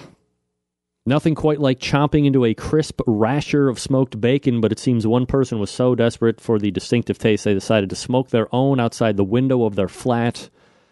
Joint upon joint of streaky pork has been spotted hanging from the windows of a third apartment in Wuhan, Hubei Province, China. That's right. It's uncertain whether the bacon lover had considered the effects of China's notorious smog, which would have drying on the meat. Blah, blah, blah. But as you can see here, and I recommend highly that if you are listening on the audio side here, that at some point you check out the video archive of this show. Again, we are doing this show live Tuesday, January 21st. Look at the amount of bacon this guy has. I mean, you kidding me right here? Look at this stuff. First of all, I can't believe that this guy hasn't been taken into custody by the Chinese authorities and summarily executed right on the spot. Get that freak stuff out of here. I'm pretty sure they have killed people for less. There are laws over there prohibiting people from having more than one kid, and there's no law against hanging all of this bacon off the balcony. That's about right, I think. This is craziness. You see these pictures? That's a ton of meat. Second of all, that's one hellacious amount of bacon that's just hanging outdoors, right? I mean, what are we talking about here? 500 pounds, 1,000 pounds, a young ton of porky goodness? It's too much, whatever it is. I believe there's a new TV show in the works, and it's called Hoarders, Chinese bacon style. You know Hoarders, right? The one where they go into people's homes because they can't throw one piece of anything out of their house and it's stacked up floor to ceiling, or worse, animal hoarders that do goats and mice and rats and cats and all that stuff. Cat lady in Wycliffe, by the way. Watch out for her. Thirdly, who the hell is going to eat that bacon? It's hanging outdoors in China. Could there be a worse place for things in general to be hanging out in? No, there cannot be another place. Curing bacon inside of a nuclear reactor stack laughs at curing bacon outside in China. The pig meat has to be instantly contaminated with like the worst stuff ever. It's just floating around in the air over there. I'm not being a shithead here either. Google air quality in China and see what you get for returns. Food for thought, folks. If you have to wear a surgeon's mask to go to and from work to ensure your respiratory health, probably not a safe place to be. I'm just betting. I'm not a betting man, but it's probably not a safe place to be. Fourth, lastly, regardless of what country it's hanging in, and look, it's China, it's bad. It's a bad country to be hanging your bacon out on. You still have all of the other things that will attract to the bacon hanging outside. You know those things that I'm talking about. Little things like mice. Little things like rats, flies, things before flies. We call them maggots where I come from. How about birds? Pterodactyls, gargoyles, Harry Potter freaks. And dare I say that along with the birds that I just mentioned a few seconds ago, bird poop comes along with birds, folks. Get that big stuff out of here. Literally, my mind is spinning from the curing grossness that is happening over there. How about some food laws in China? Is that too much to ask? We have some food laws? Thanks for nothing, John. Get that big stuff out of here. Again, before we move on from this, look at this. Look at the amount of... That's all bacon hanging off of this guy's balcony. It's literally one of the most disgusting things I have ever seen in my life. Mostly because it's open, cured stuff in China air. China air. I have, before we go to the first break and we get to Neil Strawder, 5 predictions for barbecue in 2014. This coming from the Huffington Post and a guy that you would see on this show once a month, Stephen Reichlin. And we have 1, quality trumps quantity. Eat less meat, but eat better meat. That's number 1. Number 2, veggies get their due. Brussels sprouts roasted on wood fire at High-Low Barbecue in San Francisco. Wood oven pears with Malden sea salt and tar roses in Santa Monica. Mom was right, eat your vegetables. So veggies are going to get their due. Great barbecue where you least expect it. Naturally, you'd find great barbecue in Texas, Tennessee, Missouri, Carolinas, and you won't be disappointed, but in Brooklyn, New York, Scottsdale, Arizona, Portland, Oregon, yep. Places that you wouldn't normally think great barbecue is at, you'll find it there. Wood grilling comes home as number 4. The high-design wood-burning grills are becoming all the rage.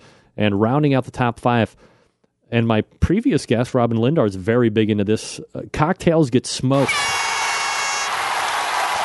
Started with the master mixologist Dale Groff Smoky Mary, then came George Denton's Smoked Pisco Sour and Dragon's Breath served from a smoking snifter at Renegade's Restaurant in Scottsdale, Arizona.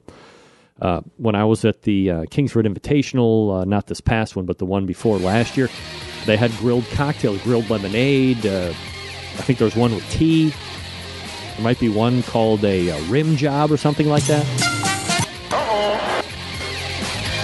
Making cocktails on the grill, folks. That's what it's all about. All right. Longest running sponsor of the show, Barbecue Guru, makers of automatic pit temperature control devices. If you're like me, busy working professional, you don't have time to sit around and tend those pit temperatures, you can get a Barbecue Guru and know that your temperatures will be taken care of. This is not technology that you have to wait 5 or 10 years from now. This is it right now. It's happening right now. You can get into it. The Barbecue Guru allows you to throw on a pork butt or a brisket or a couple slabs of ribs, and then when you're off to do whatever needs to get done, the Barbecue Guru will maintain that pit temperature you set it at. If you're in the market for a cooker, please give high consideration to the Onyx Oven. The Onyx Oven has been winning on the competition circuit as well as in backyards all over the country for years now. Proven time and again on the circuit by Bob and the team over at the Barbecue Guru. Proven time and again by people that own this just for their backyard uses. And remember, it's fully insulated. It holds a ton of meat. It accommodates half and full pans for food service if you're a caterer. Works seamlessly, of course, with any of the Barbecue Guru temperature control devices. So you don't have to worry about, is it going to fit? I mean, it's hand-in-glove integration here. If you're going to buy an Onyx oven made by the Barbecue Guru, you know that the Barbecue Guru makes automatic temperature control devices, which you're also looking at. They're going to fit together hand-in-glove, seamless. Do yourself a favor. Head on over to thebbqguru.com. Check out all their products. If you have any questions about what to order, call them directly at 800-288-GURU. That's 800-288-GURU. They'll make sure you're outfitted with exactly what you need to get you up and running right out of the box. Again, those numbers, 800-288-GURU, or visit thebbqguru.com. The Barbecue Guru, a breakthrough in barbecue technology. I'm telling you, man, 2 weeks ago, it is just as freaking cold down here as it was 2 weeks ago. Big stuff out of here. I got to get me a jacket. John Dawson weighing in on the bacon thing. Bottom line, be careful where you dangle your meat. John Truthbot. Hashtag Truthbot. John Dawson. Bringing it strong. Watch where you're dangling your meat, especially when it's outdoors in China. Never know what's going to happen out there. All right, we're back with Neil Straughter talking about open-air barbecue, the business of barbecue, maybe a little Bo Dietl schmack. Barbecue Central show right here on the Barbecue Central Networks.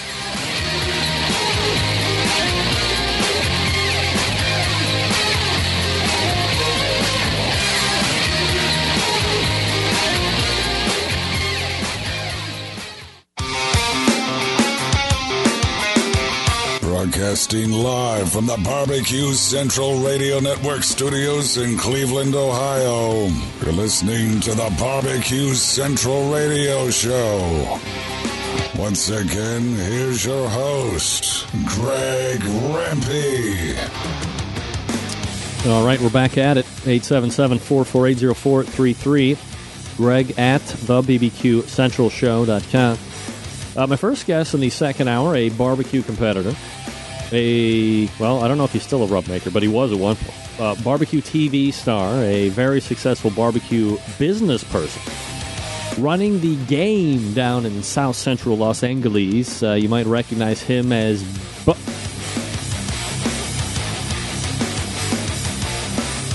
Jeez, oh, Pete. I'm listening to Neil in voicemail. Again, you might recognize him as Bo Dietl's sidekick in the Arby's Smokehouse Brisket Sandwich commercial. Let's head on over to the hotline and welcome back friend of the show, Neil Big Mr. Straughter. Neil, what's up, brother? Neil. Hello, Neil. I'm sorry. Line 2? Did you say line 2? All right. Neil Straughter joining us here on the show. Hello. Hello. Hello. Get that big stuff out of here. Oh, no Neil. I'm sure he'll pick up this time. It always is. Second time's the charm. I'm telling you, it is freaking cold down here in the Central Network studios. I can't even say Barbecue Central Network studio. It's just cold. So the question is, did I give him the right time? I'm pretty good with time anymore these days because I have to say it in what people would call the 24-hour clock. Let's see. Getting his voicemail again. Sending him an email. Answer your phone. Answer your phone. Neil. Hello? Hello? Hello, Neil? Yes. This is the Barbecue Central. Answer your phone. Answer your phone, you Neil. You're doing bad things over there with whatever you're doing. You've got no time for me anymore? Where are you going? Phooey on you, Neil. Phooey on you, sir. Phooey. Get that freak stuff out of here. I'm sure he'll call right back. I'm sure of it. Plus, he used to be on that Skype. He's not on the Skype anymore. Poor Neil. Neil, by the way, I don't know if it gets enough just due, but we're always talking about so-and-so starting a restaurant or so-and-so getting into the barbecue catering business. But I think depending on where you live, environment-wise, that open-air market or the farmer's market segment might be potentially one of the most overlooked portions of where people could jump into that barbecue biz and really take advantage of opportunities, A, to establish yourself, and then B, grow as a business. You're not really, I don't know exactly how the farmer's market thing operates, if that's something where you have to, and it probably differs from place to place, that if you would have to buy a permit every Saturday, or if you were lucky enough to have a farmer's market area that is open every day, if you would have to buy a permit every day and then you set up your shop. And so aside from the expense of meat and fuel and rubs and sauces, your typical operating costs and whatever the permit cost would be, if you're good at it, you don't have the waitresses and the lights and the heat and all of this other stuff that you have coming with the traditional restaurant environment. It might be a good way to get your foot in the door and see if it's something that you might be interested in. And then, if you get successful, you are, let's say, building an audience. So they can come and see you at your particular farmer's market, whether it be every Saturday or every weekend, or maybe you can do it 3 times a week. If you're out in California, I would imagine farmers markets are all over the place, running rampant. So you can start to set up shop there and take advantage of that ability to market to the general public, which, unless I'm completely mistaken, Neil has been very adept at doing and becoming very successful in those open-air markets, which is something we'll be looking forward to talking to him about whenever he decides to call in, if he ever decides to call in. Let me talk to you about this. Pig virus may lead to higher cost for barbecue. This could be some of the worst news we've heard in recent memory. A virus killing young pigs could drive up the price of pork barbecue. Pigs in 22 states, including North Carolina, Tennessee, and other areas, have tested positive for porcine epidemic diarrhea virus. What? Wait a sec. Let's try this instead. A Barbecue Central Show exclusive news update. All right, thank you. Greg Rempe reporting from the Barbecue Central breaking news desk here in Cleveland, Ohio. A virus killing young pigs could drive up the price of pork barbecue, only affects pigs and does not pose a health threat to people, according to the Iowa Pork Industry Center at Iowa State University. The virus first appeared in the U.S. last spring. Since June, North Carolina has experienced almost 1,800 confirmed cases, more than any other state. During the week of December 29th of last year, there was 137 cases of the virus in the Tar Heel State. Threat of the virus could explain why pork prices have gone up at least have gone up at one well-known local barbecue joint. RO's Barbecue in Gastonia is paying 25 cents more for pork than a year ago. One of the owners, Mark Hoffman, said it can't all be blamed on the PED threat. Is that the performance-enhancing drugs for pork? Am I not aware of that? Freak stuff out of here. Oh, no, I'm sorry. That's porcine epidemic diarrhea virus. Oh, Lord. Part of the increase is because of the economy, he said. Prices for most of all of the restaurants' wholesale foods have increased over the past year. So if you're wondering why your pork barbecue in that particular region of the country is going up, it's because there is a small pig diarrhea virus. Get that freak stuff out of here. I don't even know what to say about that. Diarrhea virus. but it's killing little pigs. All right. No Neil. Get that freak stuff out of here. Look, it's not every day you can be on the show. Let's be honest. You know, one of the other things that I really love, and we've talked about it here on this show more than 3, 4, 5, 6 times. Hold on. Coming in. Big Miss is trying to call you. Well, sure he is. Look at this guy. Neil. What's up, boy? What are you doing? Where are you on your? Are you on the number I was supposed to be calling you at? I am now, yeah. Oh, all right. Well, beautiful. The number you said that would come through didn't come through. What number was coming through?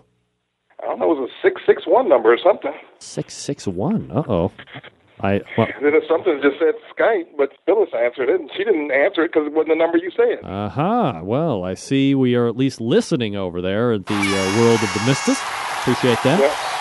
All right, look, let's get into it because we've lost a number of minutes here while I've been vamping, and I've been doing it very well, I might add. You know, Neil. You were vamping? Yeah, I was vamping, believe it or not. Okay. For those who don't know the Big Mista story, maybe a quick abridged version of kind of how you got started in the barbecue business and, more importantly, how you've successfully grown into what it is today. As far as the business started, we started in competition first. And folks just started liking our food because we were doing a lot of People's Choice competitions. So they were asking us to cater, and we started doing little things. And because competitions cost so much, my wife told me, hey, homeboy, you need to start selling something to pay for these competitions because you're cutting into my shoe money. Uh-oh. So we started, selling at her job and my job, and then we decided, hey, let's try farmers markets. And we did, and it just started growing. And eventually I quit my job, she quit her job, and we both do it full time now. I mean, was it your initial interest in barbecue? I mean, was she like, yeah, let's do competitions, or was she just kind of along for the ride? She was just along for the ride. I mean, with me, I was into the barbecue. She was just like, yeah, whatever. But like I said, it started costing money, so she said, okay, let's make some money so you can go do your thing. Does she have some type of a flip when she sees it's becoming successful where she leaves her job then to get into the barbecue business as well? Well, the flip came when we started doing the farmers markets, and I went and approached the job. I was working as a banker at the time, and I approached my job and said, hey, these farmers markets are growing. I need to, cut back on my hours here. So can I work Monday, Wednesday, Friday? That way, you can cut back on salaries, but you still have somebody that can manage this portfolio. Yeah. And they never got back to me about it. So my wife said, hey, we've already replaced your salary. Just quit. So I did. And then about a year and a half later, she quit. And it's been magic ever since. Okay, let's call it that. All right. Big Mista joining me here on the show. His website, Big Mista, M-I-S-T-A, bigmista.com. Neil, I was just talking about it here before you jumped on the phone, but for somebody like yourself who has kind of made it in a good way through the farmers market, does the farmers market segment or the open air facility get enough attention when compared to the traditional brick and mortar storefronts? I mean, is that a good way to kind of test the water, as it were, instead of just jumping in and getting into a restaurant? I think so. Of course, the outlay is much less. The main thing is, all they want to say is, do you have a sink? That's the big thing. Do you have a sink, and do you have insurance? After that, they don't really care. So you get in there and you start selling it. You grow, people start talking about you, and hopefully, everything takes off. So you're going to be making this leap into the restaurant business. When did you decide to make the jump, and kind of where are you right now into that process? Actually, we were approached by the building that we're moving into. It's a multi-use building, so there are like 100 condos that are all full at the top of this building, and there are 2 retail floors at the bottom. And they decided they wanted to do something with these retail floors. And the guy that runs a lot of the farmers markets here is actually the one doing this project. So he wanted to pull in some people he knew. So he approached me about it. He said, hey, I really want you in here. I like your product. I like what you do. You have a following. I want to put you in one of these spots. So they approached us about it. We weren't really thinking about it. We were just trying to grow our catering business. Aside from Mrs. Mister, number one, of course, who are you holding counsel with to see if, like, this is the best decision for you guys, and what items are you talking through to give yourself the best chance at success at this? As far as the business side, Mrs. Mister went through a program. It's called 10,000 Small Businesses, and it's businesses. And it is a program put on by American Express. And there was another group, but I think it was American Express put this on. Anyway, she went through this whole program, and it taught them about finance, loan, marketing, everything like that. So she, a lot of current stuff. Not, you can go to school and learn, but this was really current stuff that people are doing now, and there are a lot of other business owners that are in it, so she made a lot of contacts there also. As far as, the other side, the cooking side, and actually running the kitchen, I have a chef friend that I've been consulting with. He works at a restaurant out in the valley, and then, I've talked to some local barbecue folks. I've talked to folks across the country. I've been talking to everybody's ear I can pull. Melissa, I've talked to Chris, I've talked to Tuffy, I've talked to Ronnie Killen down there in Houston. So, we've been, just trying to tap every resource we can, trying to get information. Kim Walton from Q&For-You up in Clovis, everybody. Neil Big Mista Strawder joining me here on the show. BigMista.com is the website. Neil, I'm obviously not telling you anything you probably don't already know, but getting into the restaurant business probably as risky as getting into a marriage these days. The overwhelming majority of them are failing and fail early in their development. Do you have any type of processes in place aside from people that you've talked to that will hopefully ensure success from Jump Street? Well, that's the thing we're going to be developing before we open, because we're not going to open until probably late April, early May. So we're going to put a lot of processes in place. That's why I'm talking to chefs, because I want to learn more about running the kitchen. Not necessarily just doing the barbecue. The barbecue I can do, but processes for what needs to be done in the kitchen, how the line needs to be set up, things like that. So when we go in, we're not just just flailing around. What's the menu? What's the menu going to look like? We're gonna keep it pretty traditional. There will be some, since we're going to be doing, they actually want us to do all three meals. They want us to do breakfast, lunch, and dinner.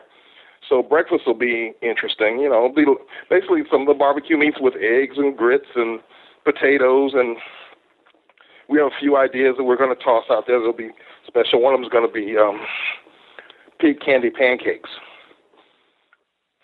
Oh, I like the sound of that. Yeah, so, but it'll be traditional. We're going to have a few sides. We're just going to do, our meats will be, brisket, pork, turkey, links, ribs, rib tips, occasionally a beef rib. And, we want to, there are a lot of restaurants that try to do everything. They have tacos and burgers and all that kind of stuff. We don't want to be that. We want to focus on what we do well. So are you and Mrs. Mister going to be there like breakfast, lunch, and dinner? Are you now going to be living at the restaurant full time or what? I hope not. No, we're going to, hopefully we'll be tag teaming it. And then, we plan on hiring some good people that'll be able to work, that we can trust there too. So let's assume, because I have no reason to believe otherwise, this thing is going to take off. It's going to be gangbusters. It's going to be, open air market times 100. Do you plan on potentially looking down the road at franchising this thing out if it really takes off, or would you like to kind of keep it under your control and maybe open a multiple store scenario around the Los Angeles area, a la Tuffy Stone, Leanne Whippen, Myron Mixon, and so forth? I think there's a chance that we might do some of both. We've been talking about franchising. We're not sure yet. We're thinking if we franchise, it won't necessarily be this concept that we're going to do at this place. We have a few ideas that we're going to do different things in different places, and we'll decide which one will be the easiest to franchise. Neil Big Mr. Strawder joining me here on the show. BigMister.com is his website. Neil, let me transition here quick. Well, so let me wrap up the restaurant talk here real quick. Obviously excited. Are you more excited than nervous, or are you more nervous than excited as you draw nearer to opening day? I'm excited. There is some nervous in there, but hey, I'm putting faith in God and my wife and the rest of the team that we put together, and we're going to make this happen. We are pretty lucky because we're not going in dry. We already have a following. So as opposed to some new restaurant that nobody knows who they are and what they do, people are already eating our food. And in fact, one of the farmers markets we do will be right around the corner from where the restaurant's going to be. So the people in that area know who we are. Neil, but last question before I let you go, and I appreciate the time here. Let's talk a bit about this Arby's commercial that you have been seeing on Nationwide. I mean, how does that come to you? That's a pretty big hit, isn't it? It was. It just came out of the blue. The director for the commercial, this is the story as it was told to me. He said, hey, I want somebody in this commercial. I like using real-looking people, so I want somebody in this commercial that looks like a pitmaster. And that's what he told the casting director. So she said, okay, I got to go find somebody and figure out what this looks like. So she started watching some old episodes of Barbecue Pitmaster. She saw me on there, and she told her assistant, go find me some people that look like this guy.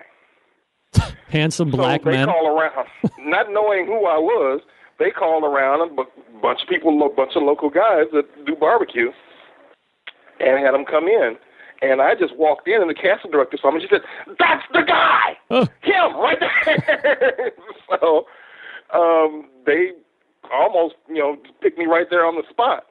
And there were some other guys that other pit masters and stuff like that they had. It was supposed to look like a whole contest, and they were supposed to talk to a bunch of different people. Well, it ended up that I was the only one that they used, so I'm not mad about that, but that's the way it worked out. Do people really know who Bo Dietl is as being a famous New York City detective? I mean, did you even know who the hell he was before the Arby's commercial? Before the Arby's commercial, no. Yeah, no. No. I mean, I had seen him in other Arby's commercials, but I had no idea of it. And so I said, oh, yeah, he was on this show and that, and he was a detective. No, I had no idea. Oh. He was just another guy, and we had so much fun because he started doing that crazy Bo Dietl, they call them Dietlisms, Boisms, and where he messes up all these different words. So I started doing it with him. And he loved it. So we're going back and forth, and the whole crew is just cracking up. And we're just going back and forth. And the director comes over and said, okay, you might be one of the ones we're going to actually use in the commercial. And it so happened is that we were there making a bunch of food because they kept telling us, look busy, look busy, look busy. Well, there was a contest that same weekend. And we were shooting on a Friday, so we were going to leave there and go straight to the contest. And it was a People's Choice contest. So we're there actually prepping our food for the People's Contest. So we're really working. And the director comes over, and he's telling me, and I hand him some pig candy. And he starts swooning. And he said, I have a whole lot to say about who actually ends up in this commercial. I said, I understand what you're saying. And I slid the whole tray of pig candy over there. Obviously, I got results. Big Mr. Not Stupid and Handsome. So, what are we talking? What kind of money are we talking about here, Neil? Are we talking like six figures, $1 million? I mean, this is a nationwide commercial. Are you now retiring? I mean, what are we looking at? No, nothing like that. Really? That's what I was under the impression that was going to be. I didn't know. But I was thinking, wow, every time this comes on, I'm seeing, oh, yes, this is on 1,000 times here, 1,000. I said, I'm going to get paid. That's not the way it works. No? There's no. Oh. There's a standard SAG contract. SAG has a contract that they put you under. And you get paid every time it's on network TV. But when it's on cable, you get paid per channel, one time for that channel for 3 months. Wow. And then for like the local channels, you get paid for certain areas around the country. And you get so you get paid for the Los Angeles area, Chicago, and then, small as Indianapolis or whatever, So you get paid for areas one time. So it wasn't like millions of dollars, no. Yeah, it wasn't the I was lottery. Happy. We got a lot of things done with it. Yeah. But it wasn't, it wasn't life-changing money. Hey, that's all right. You were on television. Everybody knows Big Mista and Bo Dietl is the next crime-fighting duo. We're talking with Neil Big Mista Straughter. Big I told Mista. everybody I want to be Flo. Yeah, well, why not? BigMista.com is website. Neil, apologies for the phone issue there up front, but happy to spend a few minutes. Let's talk soon again. All right, buddy? Okay, tell everybody check us out, Big Mista's Barbecue, on Facebook, Twitter, and on Google+. We're moving to Google+, because Facebook is tripping. All right. You heard it here first. Thank you, Neil. Facebook is tripping. I don't even know what that means. Facebook is tripping. I might think about getting back onto the Google. I have a Google Pluses. I just haven't really plussed up a lot. Thanks to Neil. Next generation of iGrill has arrived. You can now, I believe it's still under pre-order, the iGrill Mini at iDevicesinc.com/iGrill. It's $39.99. iGrill Mini, everything you love about the iGrill. So much more, though. It's got a smart LED. It indicates the progression of your temperatures. Also lets you know when you're in and out of temperature range. Proximity wake up. And an outstanding battery life of 150 hours. You get all these awesome features in a pocket-sized device at half the price of the original iGrill, $39.99 for the iGrill Mini. Comes with a meat probe and a probe wrap. The iGrill magnetically mounts to your grill or smoker, and even comes with an attachable magnet in case you have a ceramic cooker or other non-magnetic surface. How about that? Maybe a little info on the product itself, Rempy. Okay, how about that? iGrill is a Bluetooth-enabled cooking thermometer that pairs with your Apple or Android device. Using the free iGrill Pro app, which can be downloaded at the iTunes App Store or Google Play Store, depending on your platform. Just some information in general for both the iGrill Mini and the iGrill Original. 200 feet of Bluetooth range. You can monitor your food from practically anywhere in the house. Gives you the free time to do whatever you want. With the assurance your food is being cooked perfectly. Go watch the game. You can consume alcohol. You can mow the lawn. iGrill's got your food covered. The original iGrill has dual probe capability, so you can monitor 2 pieces of meat at once, or you can measure the ambient temperature of your smoker or grill using the ambient temperature probe. You can purchase that at iGrillInc.com. Now, within the app, you can set minimum and maximum temperature settings. If your grill or smoker gets too hot or too cold, your smart device will alert you. Enter promo code CENTRAL at checkout for 15% off everything at iGrillInc.com. And don't forget, they also offer free shipping on orders at $50 or more. The free iGrill app on Facebook for the Apple product allows you to upload pictures of what you're cooking right to the iGrill Facebook page. The app also has a globe feature that shows you all the other iGrillers from around the world. And you can also use the graph to monitor the speed at which your temperature is rising. The original iGrill is $80, and then for $39.99 you can get the iGrill Mini. iGrill Mini, iDevicesinc.com/iGrill, and the original iGrill can be iGrillInc.com. And don't forget, use Central at checkout for 15% off everything, and everything at $50 or more ships for free. All right, we're back with my mommy. Right after this, stick around. We'll be right back. Get in the smoke. Call 877-448-0433 to get on the air. Now, here's your host, Greg Rempe.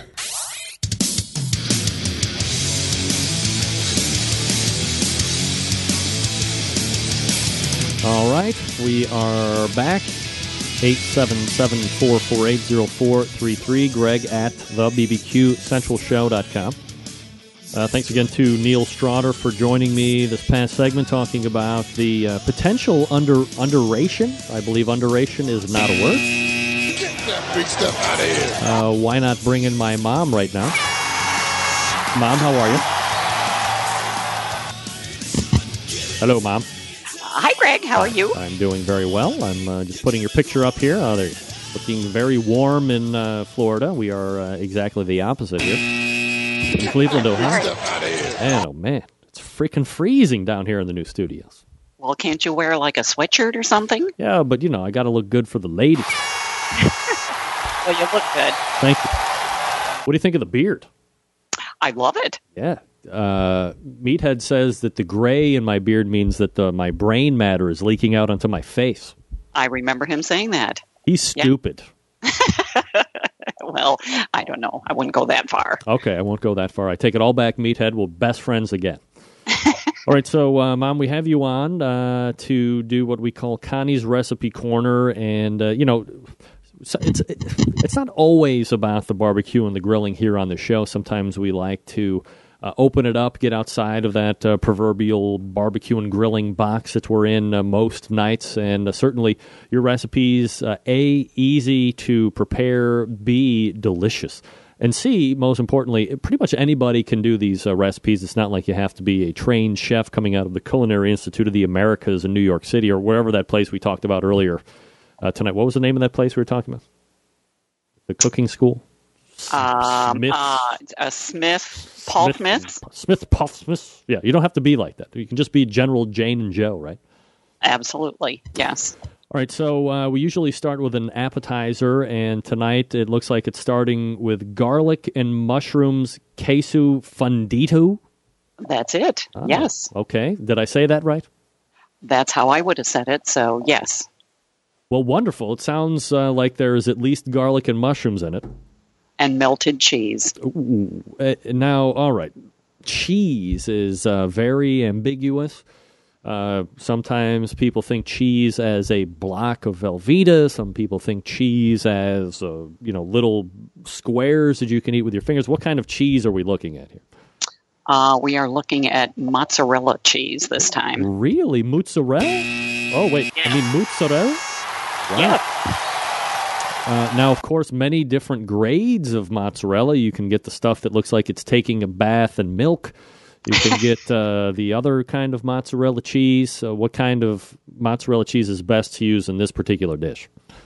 Or I guess, how do you make it, I guess would even be a better question. How do you make the dish itself? Yeah. Okay. Well, again, as you said before, they're all easy. This one, you're just starting with preheating your oven. Then in a frying pan, you're going to add a little olive oil. To that, you're going to saute some onion until they're translucent. To that, you're going to add some sliced mushrooms and garlic. And you're sauteing that for about 5 minutes until they're kind of tender, taking that off the heat, adding some thyme, a little cayenne pepper, some salt and pepper. Then you're going to take your mozzarella cheese, put that into a pie plate, sprinkle half the cheese on the bottom, take half of your mushroom mixture on top of the cheese, then add your extra cheese and then the rest of the mushrooms. Pop it in the oven until it's all melted and bubbly, and add some chopped cilantro on the top, and serve it with your favorite chip. Wow, sounds delicious. It is, yes. All right, so I'm getting a lot of email in here going, what kind of mushroom, what kind of mushroom? There's mushrooms from a can, there's shit-take mushrooms, there's portobello mushrooms, there's porcini mushrooms. What seems to go best? Well, you could probably use anything that you wanted. This one, I use just regular button mushrooms. But, you could use... I'm not a real fan of the canned mushrooms. They're just kind of rubbery.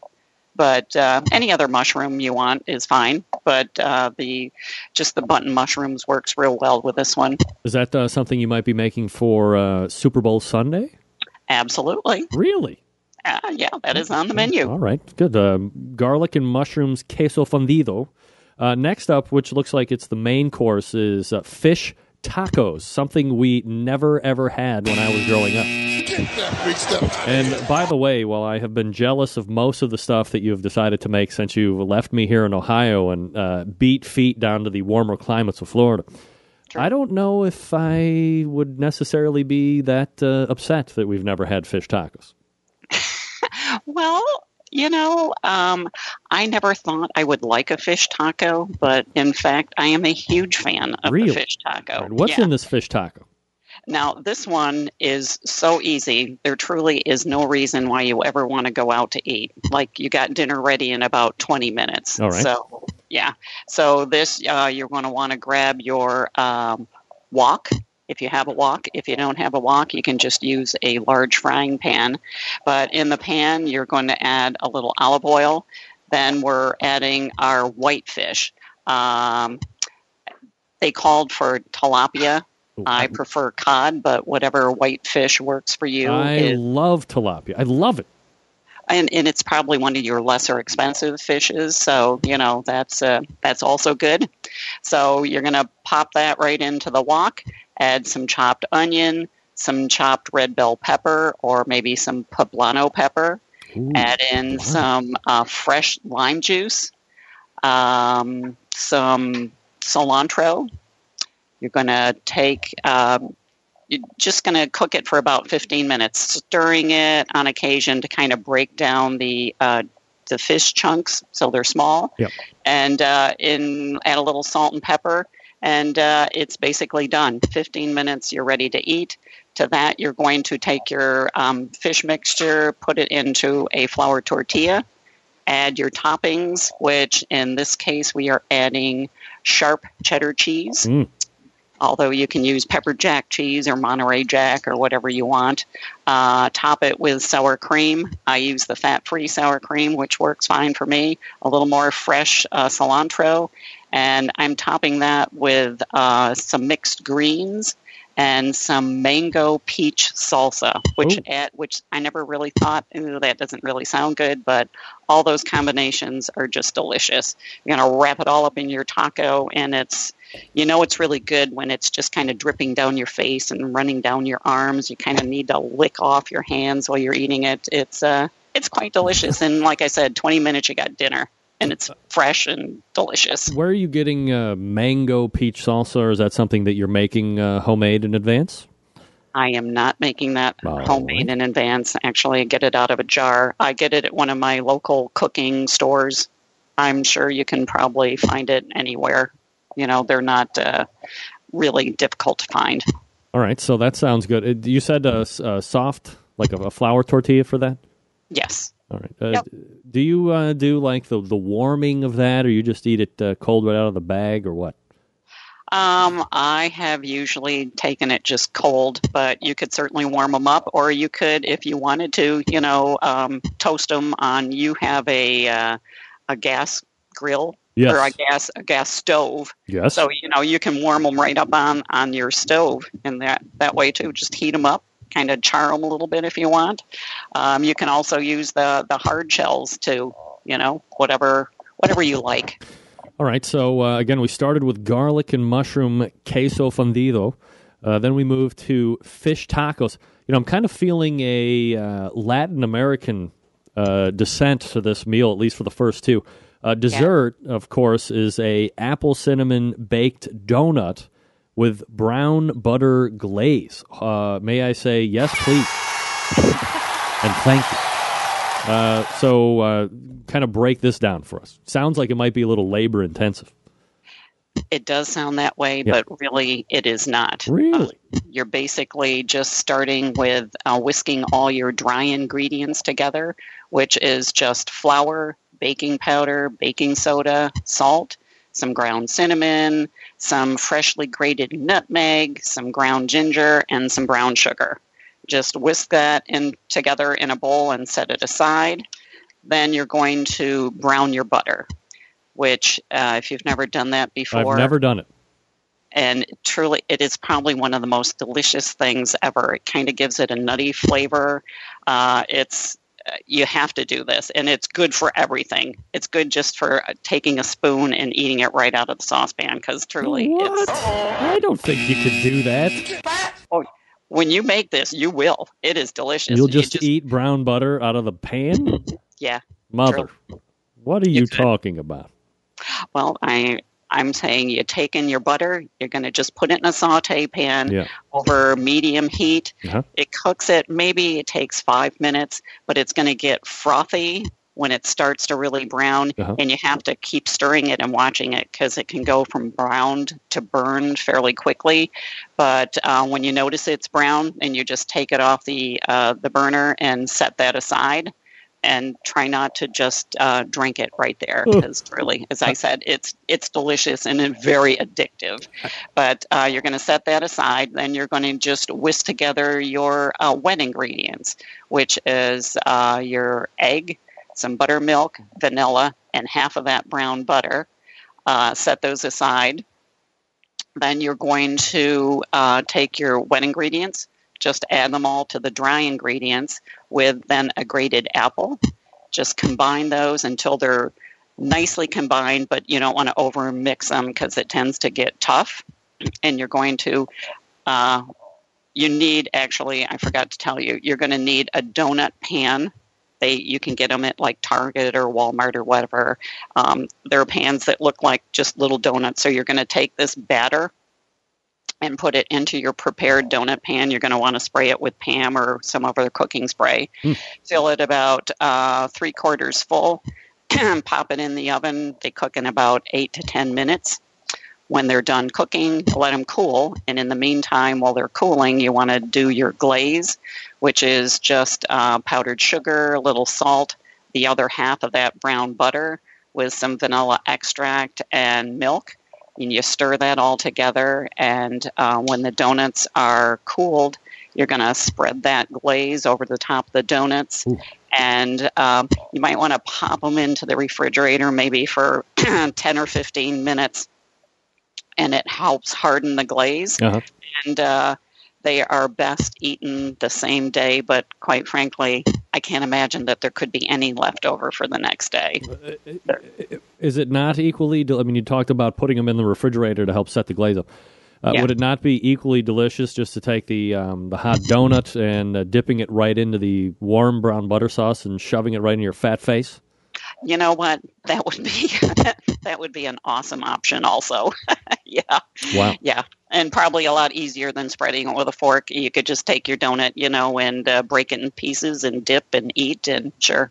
Yes. Do you have a suggested drink pairing with this?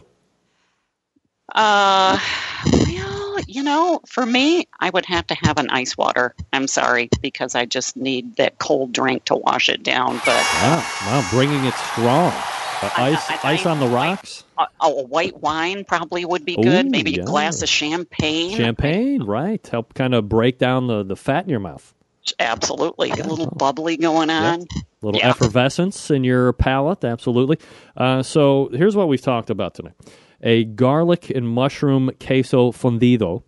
Fish tacos is your main, and then as a dessert, a apple cinnamon baked donut with a brown butter apple glaze. Of course, you can come to the website tomorrow. We're going to be making up a page for all the subsequent visits, and we'll be posting all the recipes right there to the page so you can direct there. Typically, we've been asking people to email in with requests, and I send them back out. This will be much easier for traffic and for people to download them at their convenience. I'm, as always, a home run of succulence and potential weight gain, and I appreciate the time, and we will talk to you soon. Always a pleasure. All right, Mom. Love you. I love you too, honey. Okay. Bye-bye. That's my mom. My mom, not your mom. My mom's better than your mom because she makes apple-buttered brown donuts. And your mom does not, although your mom would want to eat them. Because guess what? Your mom's... Fat! That's right. Fat! That's right. Fat! I said it. Oh, I said it. Quick break, and then we'll be back to wrap up the show. Look, last week, just for... this is my testimonial. Last week, I came on the show at this very time, and I said, hey, if you're somebody who has a product or service that is looking to get with the show, I mean, if you're a fan of the show, you've noticed that I've had pretty much the same round of advertisers ever since the inception of the show, which next month, I believe, will be 6 years. We had one fall out, and within that week's time frame, I am back here to tell you that in 2 weeks' time, I will have contracts signed with a brand new advertiser. No names, please, right now. But needless to say, one of the bigger pit manufacturers out there in the market today, to both home and competition. many other products that they have that you will be very grateful for, that they are now supporting the show and the partner set. And I'm very excited to announce them as such here at the very beginning of February, so stay tuned for that. We'll back to wrap up the show. Stick around. We'll be right back. Broadcasting live from the Barbecue Central Radio Network studios in Cleveland, Ohio. You're listening to the Barbecue Central Radio Show. Once again, here's your host, Greg Rempe. All right, we're back. Finalizing the show here tonight, 877-448-0433. Greg at thebbqcentralshow.com. Again, if you want your hands to be all over those recipes that my mom was just talking about, visit the website. I believe underneath links, we'll have Connie's Recipe Corner page up there, and from here going forward, we'll post those recipes up for you to take a look at. If you're so inclined to do so, you can try them out, and then you can email me back and let me know if they were winners or losers for you. But we do know that they're easy to do. You don't need to be a chef. They're typically tasty. These are all tried out in the kitchen first. These aren't ones that are just thrown up against the wall hoping that something sticks. Because we don't do that where we come from. We try it first, and we know it's good or bad. We're not going to give you the bad. We're going to give you the good. We try and keep it positive here, baby. Try and keep it positive. All right, let's wrap it up. All the way back in the first hour, we talked with Dave Bosk extensively about horse meat, its potential to be sold here in the United States, how funding has been stopped for horse inspection. Dave has not had the opportunity or pleasure, I believe as he put it, to taste horse meat. But friend of the show, John Finch, has had horse meat that is a little gamey. Kind of has a beefy quality to it. Given his druthers, he would rather have the beef, but definitely serviceable. Looked pretty good in the raw state. Looked even better cooked. Then we talked with Robin Lindar, the grill girl, about 5 Super Bowl recipes that she'll be making and suggested that you would make. Also, caveman-style grilling, where you throw beef steak right there on the embers of your grill directly. And then she told me why Bobby Flay should not be on the number 2 seat of the the Pork Barrel Barbecue list of 2013 25 most influential people. We went back and forth on that. So if you missed it, replay it. It's great. I really put Robin in a place. And then in the second hour, we joined Big Mista, Neil Straughter, talking about open-air cooking and so forth. And then we close it out with my mom. We'll be back next Tuesday. If you have raw cast iron, reseasoned after each and every use, a little bit of Pam, a little Crisco, let it bake back in. Generations of us research. Also, September 11th, 2001. I will never forget. Till next Tuesday, it's your program host and proud U.S. American, Greg Rempe. Good night now.